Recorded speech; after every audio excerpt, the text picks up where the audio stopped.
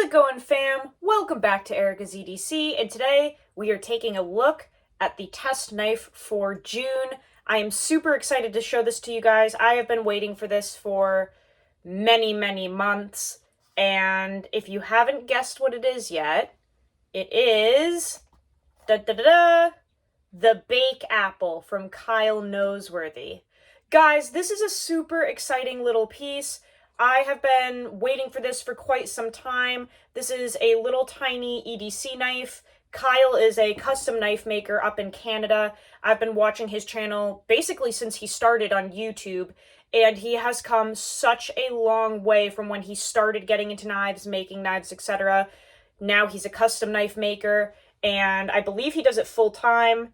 And this is his iteration of a small EDC fixed blade, but definitely a little more geared toward bushcraft and outdoorsy type tasks, as you can see, but fully capable of doing basically anything you throw at it. And I really enjoy testing and reviewing different makers' versions of EDC knives, or whatever they have picked to be like their go-to knife, really. I think it's so cool to kind of enter the mind of a custom maker and see what they look for, what qualities they like to apply to the knives that they make. I think it's really cool to kind of step outside of our own, mental capacity and enter somebody else's and just live like them for a little while, right? Because they're obviously going to put touches into their work that they find necessary for their life. So it's really cool and fun to do this. I've done this many times, and this is not my first knife from Kyle. I have the Tradesman model that he created. It's basically a 940, but a fixed blade version, and he created it for tradesmen, carpenters and woodworkers and contractors. But this is a little tiny fixed blade that he came up with called the Bake Apple. This one is in 01 tool steel, forge finished saber ground with gray curly maple scales. We have some beautiful pins, and then we have Tiffany blue and black liners. And guys, this is immaculate. I am absolutely appalled at what this looks like. This is the sheath, again, handmade. He does everything himself in-house in his workshop by hand. He sews the sheaths. I believe he has his wife help him with some of the sewing, maybe, but hand dyed, hand cut, hand sewn. Nothing is done out of house. He does the heat tree in-house, everything. So I'm just really excited to test this for the month. This is going to be the main blade that I am testing for the month. We are not doing any modern folders. We just did the Sebenza 31 in MagnaCut. Hopefully that will hold you guys over until we test another production folder. But I'll be honest, I'm really enjoying working with these custom knives from custom knife makers. I'm kind of bored of the production side of things, and I'm really getting invested in giving my hard-earned money to individuals that I actually know and trust, and I'm all for supporting American, manufacturing and stuff, but I think this is just really cool, and Kyle deserves it. He deserves the recognition. He has a beautiful family. He does beautiful work. He's up in Canada with his own little homestead. So please check out his channel. His channel is just called Kyle Noseworthy. You'll find him. He has, hundreds of thousands of subscribers. But this is the Bake Apple, and this is what we're testing for June. First impressions, as I'm sure you could already tell, it's flawless. It's beautiful. It's one of the coolest little designs I've ever seen. I really like the handle size and length in comparison to the blade. I have found that on small fixed blades, people tend to make the handle too short. They try to shrink the whole design down, and the blade ends up being a good length, but the handle is too short. So what I really like about this knife is that you have a nice little blade, fully capable of food prep, utility tasks, hunting, skinning, anything of that sort, camp tasks, because you have a handle that actually allows you to do those.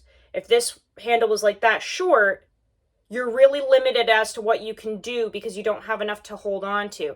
But for me, I do have small hands. They're decent size for a girl, but 99% of my viewers are men. So to you guys, I have small hands. But this knife, I can get all of my fingers on it. So 4-finger grip. And I could really go to work with this. This is a very cool little design. I love how near the rear of the knife, it kind of flares out here, but he made it look very elegant with this angling that he did. And just look at the fit and finish of this. Oh my goodness. If I were blindfolded and you handed this to me, I would not be able to tell you where the tang of the knife is, where the pins are, where the liners are, or where the scales are, because it all feels like it is one. There's just no transition. You cannot feel anything. This is some of the most immaculate fit and finish I've ever seen in my life. Look at this. Just look at those pins. I just want to admire this for a second. I'm sorry that I'm hyper focusing on it, but just admire this, right? Like, this was done by hand. That is absolutely crazy. Look at that. Rounded spine, saber ground, forge finished. Look at that edge. He does the edges by hand, you know, guys. Like on a stone. Like, he creates the bevel and then he literally sharpens these by hand on like Nanawa stones. Come on. Look at that. Beautiful little choil. Perfect size in my opinion. There's his maker's mark. But this is a stunning piece. And the best part is it's useful, right? We have a steel that is going to patina, hold a great edge. It has great toughness. We can trust the heat treat because he's doing it himself in-house and he really has it dialed in for O1 tool steel. We have a beautiful sheath. It just, you know, hides away on your belt. This is absolutely stunning, and I am so excited to carry it for the entire month of June, put it through the paces, see what it can do, what it can handle, because I think this has a lot of potential here to be like just an all-around fantastic outdoors knife, hiking knife, and EDC knife. So Kyle, thanks again for sending this along. Yes, I did pay him. He did give me a little bit of a discount because I tend to get those with some of the makers and stuff just because of my connections, but I did give him money for this, absolutely. He did make an income off of it, so my review and my opinions will be 100% honest. This wasn't like a freebie from someone. This is, you know, a trade between two honest people in the community. So I'm really excited to test this out and see how it fares. Along with that fixed blade, obviously we have a couple other things that we're testing. We've had so many things come in lately, so many items to test and to review. So for the pliers, we have these tiny little extra small Knipex. Sorry that my hands look like shiny. I just put coconut oil on. So that's why my hands are like oily. I put it on before the video. But we're going to test these. I have the small version as well, the 5-inch, and we are testing these little tiny dudes. See which one works better. And I'm carrying the Victorinox Super Tinker with that to create basically like a multi-tool, because this obviously has nothing on it other than the pliers. So this is in my pocket, which I have already tested and reviewed, but I feel that this is the best combo. This gives me all of the tools that I need, including scissors, and then I have my pliers, right? So this is a great duo to throw in the pocket. And for a backup blade or secondary blade, whatever you wish to call it, we're going to be testing a metric F-ton of traditionals, baby.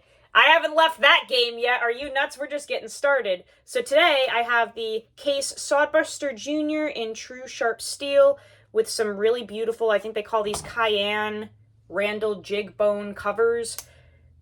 Crandall jig bone covers, something like that. Anyway, it's gorgeous. This one has beautiful fit and finish. This is in True Sharp. You can tell I have been using it, obviously, but this one is just stunning. This is one of those thinner Sodbuster Juniors. Absolutely immaculate, gorgeous fit and finish on this, quality control, perfectly centered blade.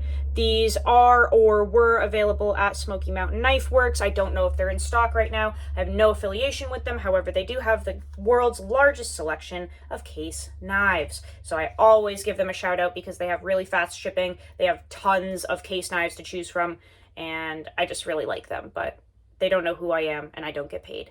But that's the secondary blade in the pocket today, riding in an EDC Leatherworks Old Coffin slip. This is from Randy over at Georgia Adventurer.